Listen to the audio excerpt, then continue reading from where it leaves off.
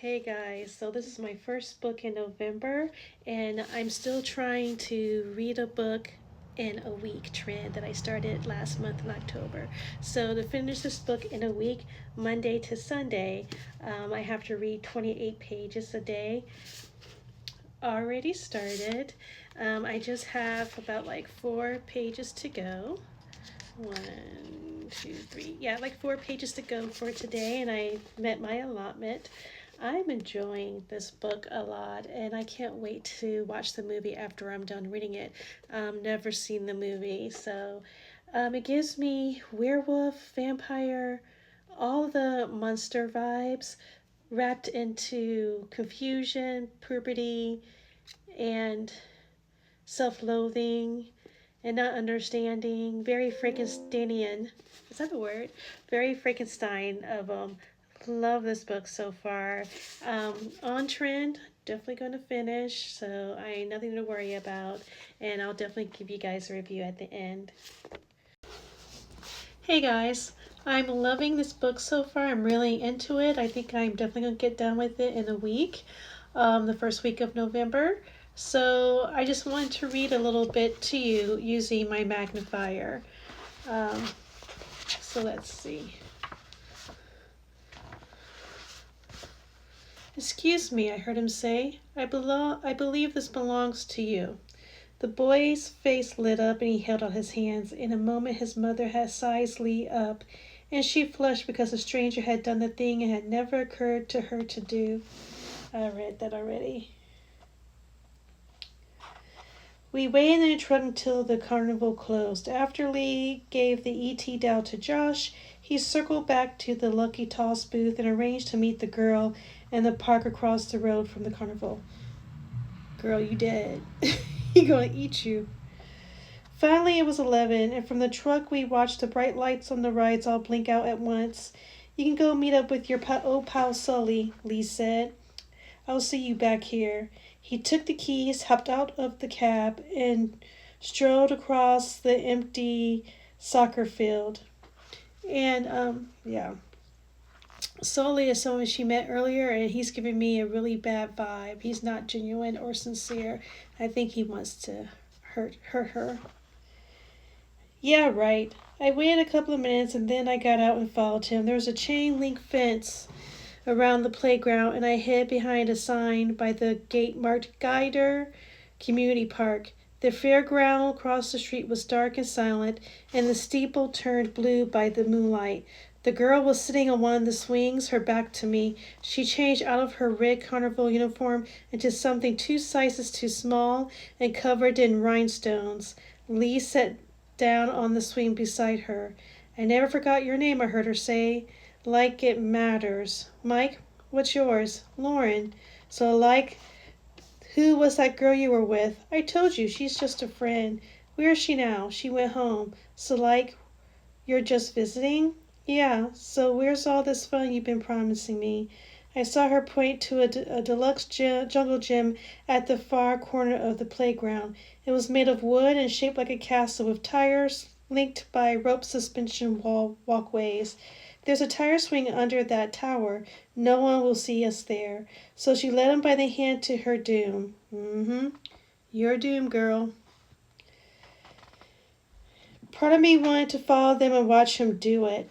I heard soft footsteps in the grass behind me and turned around. Sully stood there with his hands in his pockets. I couldn't see his face in the darkness, but when he spoke his voice was gentle. Come away from there, Missy. I rose from my heels, and together we walked across the soccer field. There was another pickup truck parked beside ours, older and red and half rusted over, with a miniature hula girl dancing from the rearview mirror. I peeked in the passenger side window and noticed that the seat was covered in a navy blue oilcloth printed with lemons and limes. I smiled. This is your truck? My truck or my castle, depending on how you look at it, he chuckled. For a few minutes, Sully showed me around his moving castle, the stash of beef jerky in the glove department, the Hawaiian print curtains, and the blue ceramic jar of pipe tobacco hidden under the seat. Trying to distract me, I guess, but Lee took much less time than it should have taken me. it would have taken me. I watched him emerge from the darkness under the jungle gym, and as he strolled across the soccer field, I saw he carried a water bottle and a grocery bag stuffed with the shreds of her clothing, the heel of one shoe poking through the plastic. He tossed the bag into a trash can and paused for a drink of water. I watched him as he gargled and swallowed, and then he pressed the back of his hand to his lips to wipe away the last trace of her. Finally, he came over to join us. You ready? Sully asked. Camp is not much more than an hour north of here. Sure, Lee replied. We'll follow you. Sully hopped up into his cab, turned the key in the ignition, and gave me a wave. Talk to you in a while, then. When we pulled back into the road, I half expected Lee to drive to the opposite direction, but he didn't. Okay. In the warm summer night, we caught the strains of bluegrass coming through Sully's open windows. How do you do it? When it's a girl who likes you, I asked. What do you mean? Do you kiss her first? What doesn't matter? It matters to her, doesn't it? For a second or two, at least. He shot me a mocking look. What? Are you jealous? I rolled my eyes. Don't be ridiculous. For a while we sat in silence, and I tried to pick apart this feeling I was having. How could I be jealous of a loathsome Lauren, that lucky toss girl? I wasn't jealous, not really. I just wanted Lee's attention. If not forever, then at least for the 7.5 minutes it would take him to polish me off. You were awfully neat about it, I said. It was easy last time. He'd done it in the bathroom. I'm not really. I took off my shirt and threw it in the grass. Then I used hers to clean off my face, he paused. I haven't eaten that many girls. I raised an eyebrow. Why is that surprising? Women don't give me so many reasons to hate them. They're more honest. Not always, but most of the time. I thought of Samantha, who left me stranded in the Walmart parking lot, and of Lauren, the lucky toss girl. I thought of Mama. I don't know about that. All right, so I eat the exceptions, he paused. Did your mother lie to you? And that girl, she was mean to a little boy because she worked at the carnival. And I guess he's like enacting revenge for the little boy. I folded my hands over the E.T. plushie in my lap. I guess not exactly, but she hid things from me, and isn't that almost the same thing as lying? Lee shrugged. What? I said.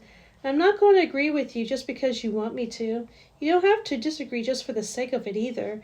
He flicked me a smile as we pulled into a wooded dirt road, Sully's bluegrass still tinkling into the midnight silence. I wanted to talk about something else, so I said, I've never had a stuffed animal before. No? I thought every girl had loads of them. Not me. My mother never let me have any, because if I got one, then I would want more. And she said it would be too much to pack. That's what you call the stuff that throw off a ship into the sea. Jetsam.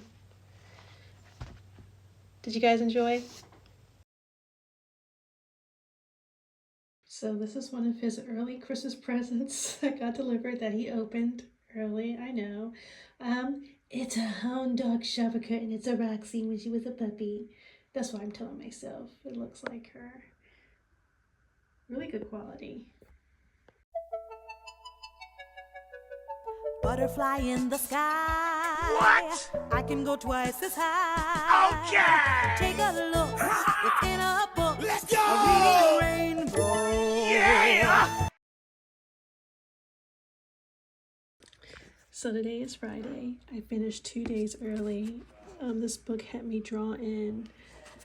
I really like this book. I'm giving it 4.5 stars out of 5 on Goodreads. Not a spoiler alert. I just love how the vulnerability and something horrendous and the suffering these characters go through. Not all, but some. Marin, she's the main character of her navigating abandonment, disappointment, atrocities that she does herself and she also is a recipient of. This is a really, really good book. Now I can't wait to see the actual movie and see how it follows the text. But because it's not spoiler free, I'm not going to give a synopsis of the book, but just know it's about a young woman in her teens. And this is more than just a coming of age story. It's trials and tribulations and atrocities that she does herself, that she comes in contact with people that do, emotionally or physically, but it's done so beautifully that the author doesn't give explicit, like, disturbing explanations of what these characters do to others and themselves. One spoiler I will say, it surprised me. I'm assuming this is supposed to be Lee. Lee and her, they kind of protect each other because I guess individuals like them usually are lone wolves and don't travel in packs. But they're the exception to the rule, and I think it's because of the age. He's like 19, she's like 16. But at the end, she eats him. She loves him to eat him. Yeah.